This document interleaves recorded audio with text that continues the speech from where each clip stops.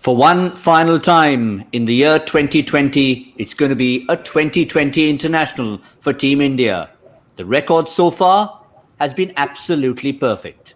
They talk about eyesight, and yes, indeed, this is all about 2020 vision. It's 2020 could be ending on a perfect note.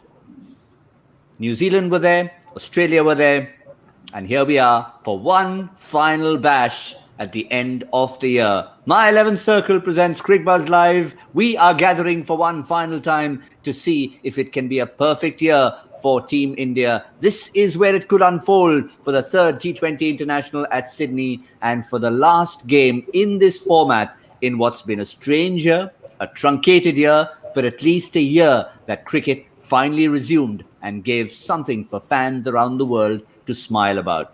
Well, we're all smiling in the studio, as we always do. I'm Gautam Bhimani in the company of Michael Vaughan and Zaheer Khan. Gentlemen, Zaheer, for Team India, Virat Kohli at the toss used the word coincidence. But with India winning the toss yet again and deciding to field first, I think inside his head he's saying, yes, we want that perfect finish. Well, if you ask me, the word coincidence is just happened to be there only for one reason, because you don't plan these things. You don't plan at the start of the year saying that, okay, this year we're not going to lose a single game of cricket or in any format. So you just follow your processes. You go out there, you go out there to win every game of cricket, and it just happened to be one of those years when in this format everything has fallen in place for the Indian team. And that's what Virat was trying to mention. It's a good timing as well because once you've won the series, you tend to slack a bit. You look to take the game up maybe a touch easy. But when you have a motivation like this to finish the year on perfect note, that motivation will be enough for Team India to go out there and give it all to win this last T20 of the series. Yes, it will, of course, be a slice of history. It's never been done before by any other team, Michael.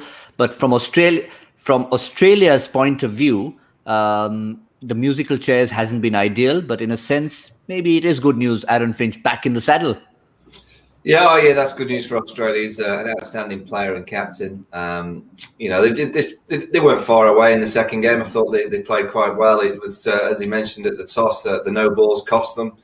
So it's just those little 1% things that have been affecting Australia in this T20 series. India are on a roll. I mean, to win that amount of games on the trot in T20 cricket is remarkable because, you can lose a T20 cricket in a kind of in a nutshell of a couple of overs going against you. So to get on that winning streak is a great effort from Virat Kohli and the team. Have they peaked too soon? That's all I can say. The World Cup's next year. Should they have been doing this next year nearer to the World Cup? But they've got everything covered. They've got a good team. They've got a few players missing as well. I mentioned the other day to get on that winning streak and to win in Australia without the likes of Rohit Sharma. Obviously, Jasprit Bumrah didn't play in that second game. It's a great effort. So it bodes well for the Indian T20 team. Yeah, we had lots of discussions the other day on the 6th, whether or not there'd be wholesale changes, giving a few more people a chance. Well, the news is between the two teams, just the one solitary change. India going in unchanged, keeping that winning combination. But first, Australia, that one solitary change we mentioned, with Aaron Finch coming in as captain. It's not Darcy Short who misses out, but Marcus Stoinis, because Aaron Finch mentioning maybe a bit of a niggle. And hence Darcy Short will find himself a new role, Zaheer, in the middle order, because I don't think he'd want to take Matthew Wade away from that opening slot the way he played the other day. I wouldn't have. I think the way he batted, he looked solid. He put bowlers under pressure. So if I was in that Australian camp, I would have continued with Matthew Wade as opening slot. Maybe looked at giving Darcy Short a break.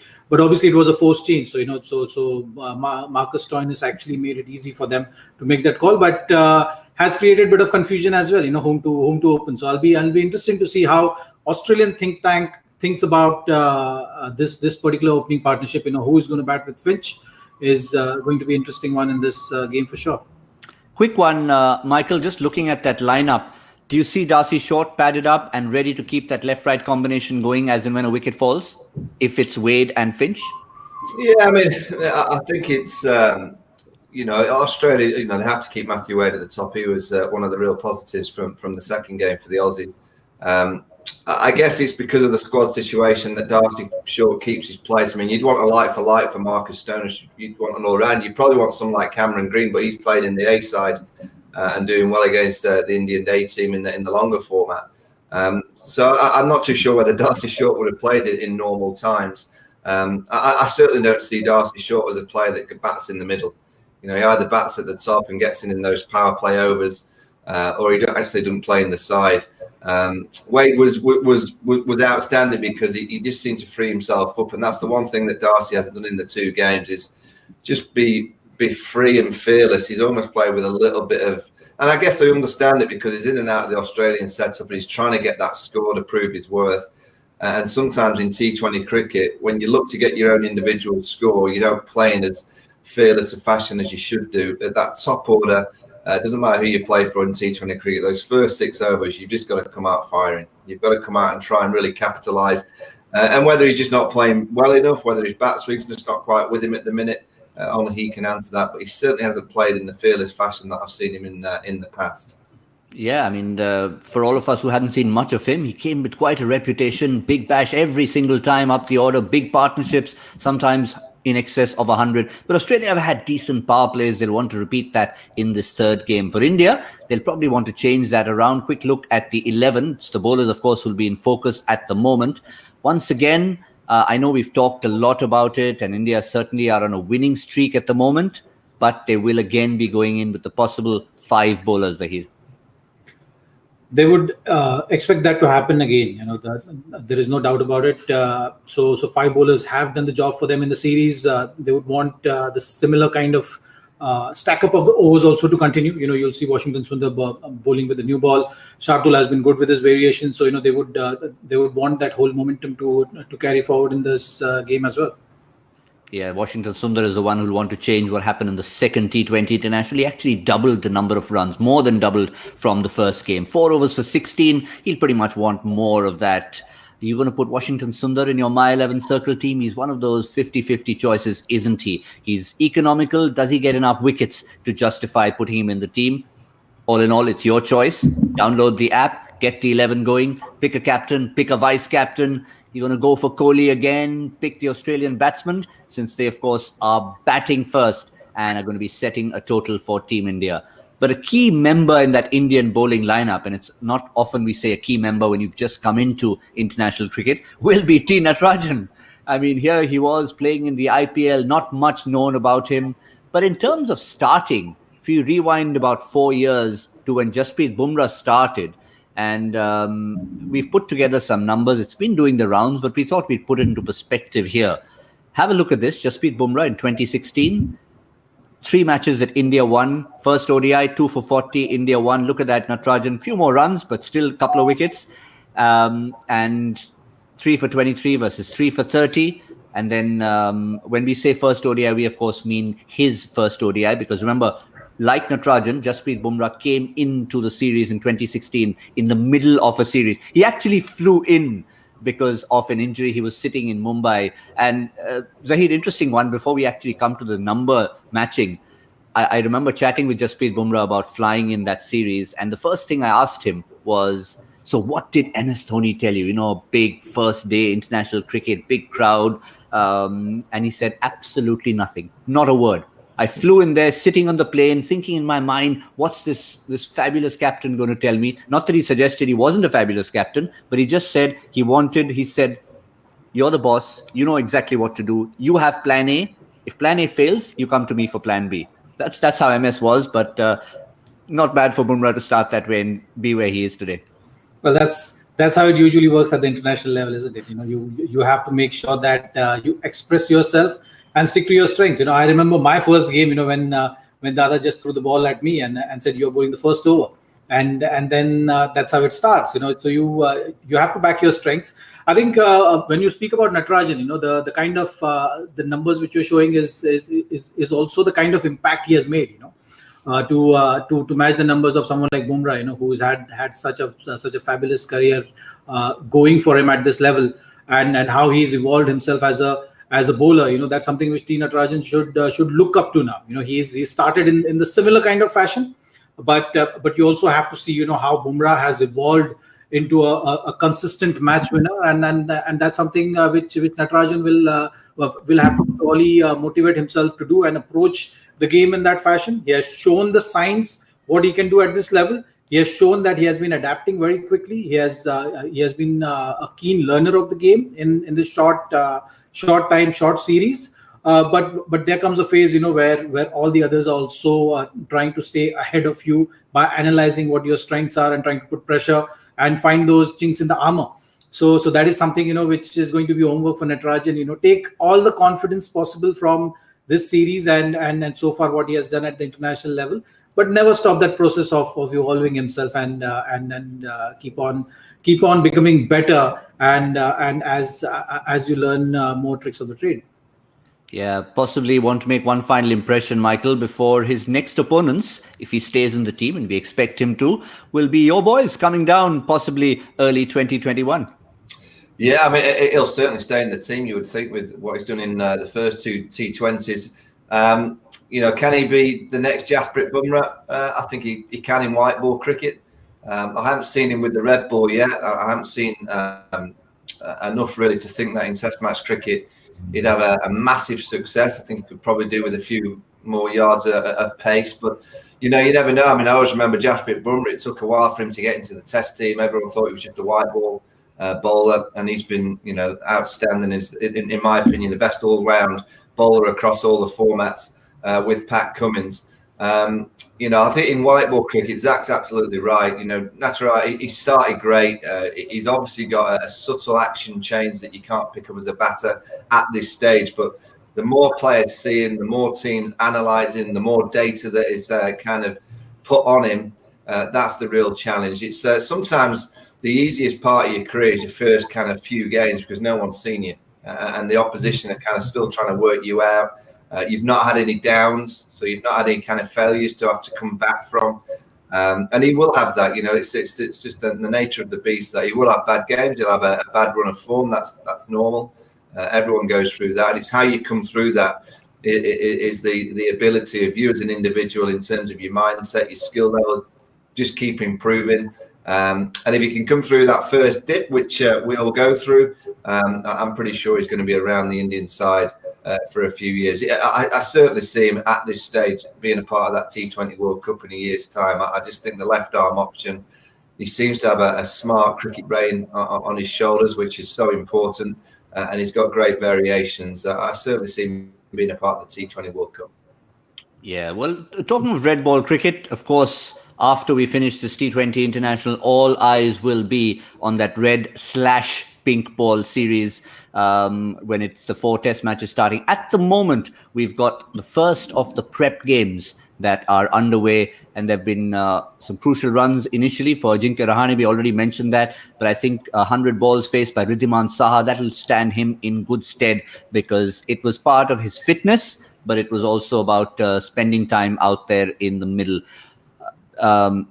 And it wasn't easy. 189 for 9. You can see that obviously Australia A came hard at them. But Zaheer, good from India's point of view to have someone like Saha, not just fit, but spending time out in the middle, as well as Umesh Yadav. Not only Saha, I think, yes, Umesh Yadav as well, Pujara as well, because these guys have not played cricket for the longest time. And so you want to go out there, spend that extra bit of time on the field. Test match is a completely different dynamics. So that is something which you have to be prepared for, and those long hours of playing cricket is completely different to playing a shorter format. So from the tour point of view, to get back into it this year, there's hardly been any days cricket. So you have to go out there. It's a test of your endurance as well. So from that point of view, it's a box ticked. There will be one more practice game, which I'm sure most of the T20 guys also who are part of the test squad will be playing, and just to get accustomed to the pink ball, because we've seen with the pink ball the bounce is different, the ball moves differently. So that is another dimension which they'll have to tackle before they start that first test. Yeah, interesting, of course. The two practice games, one being played, the current one with the red ball, and the one closer to the Adelaide Test match will be played with the same colour ball that India will play in the day-night Test match. Quick one on Will Pucovski. So much of a build-up, Michael, to him possibly forcing his way into the Australian team. There's always that one unknown from the opposition's point of view. Yeah, and he's had to retire hurt with a blow to the helmet. He went down. He was on his knees for quite a while, but fortunately for Will and everybody, that he was able to walk off. I believe the ambulance arrived, but he's not had to go to hospital. He's in the dressing room, and he seems to be reacting in a positive sense. The problem for Pucovski is he's been hit now 9 times. This is a kind of a common occurrence with him when he bats. That he's a wonderful player, and no question he's going to have an impact on Australian cricket. But when you keep getting hit, it's quite clear the way that India will bowl to him in that Test series. If he can overcome this blow to the helmet, I'm sure he'll have to play in that warm-up game with the pink ball.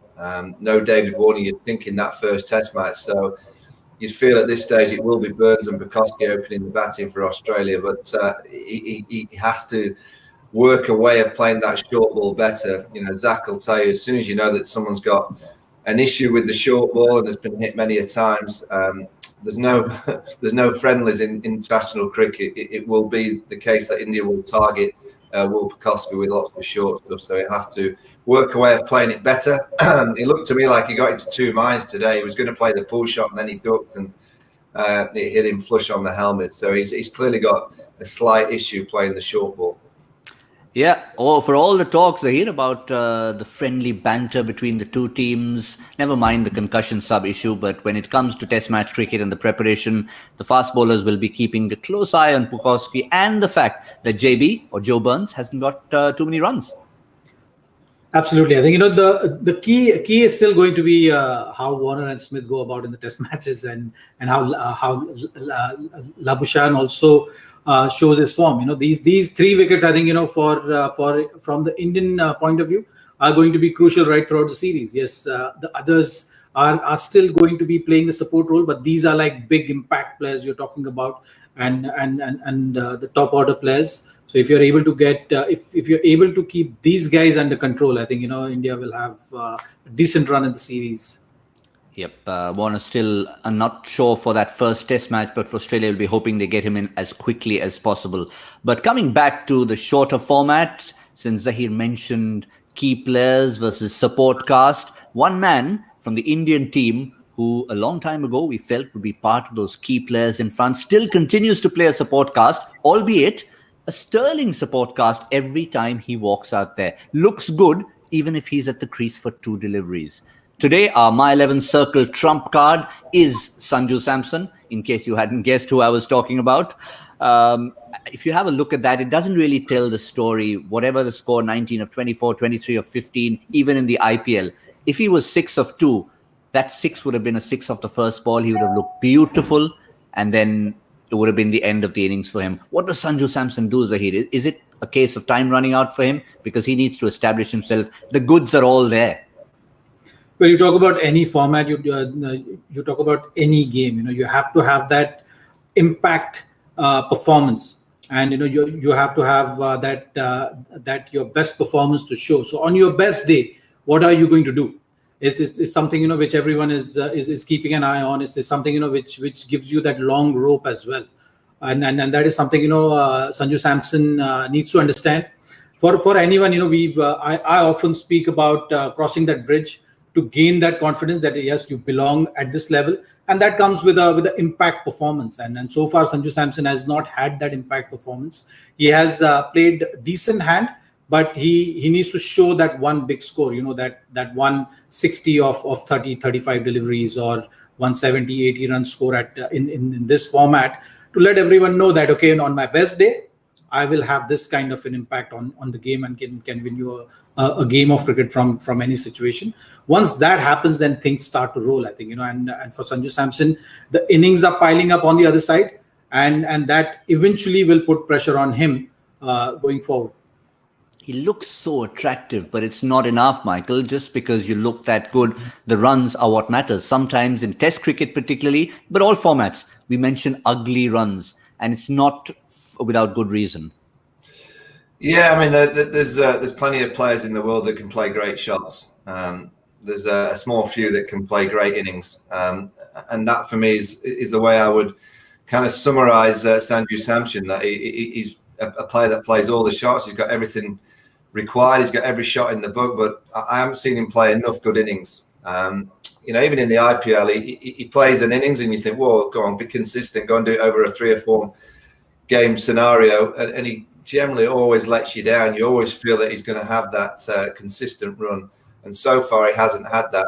That has to be something just a little bit in his mentality in terms of what he's thinking, because when you look at the way that he plays, everything about the way that he moves, there's nothing really that you'd look at as an opposing team or a bowler and kind of pinpoint a kind of weakness in his game in terms of the visibility of what he delivers. But there's clearly something not right upstairs, because he should be being consistent. He should be having more of an impact on the teams that he plays in.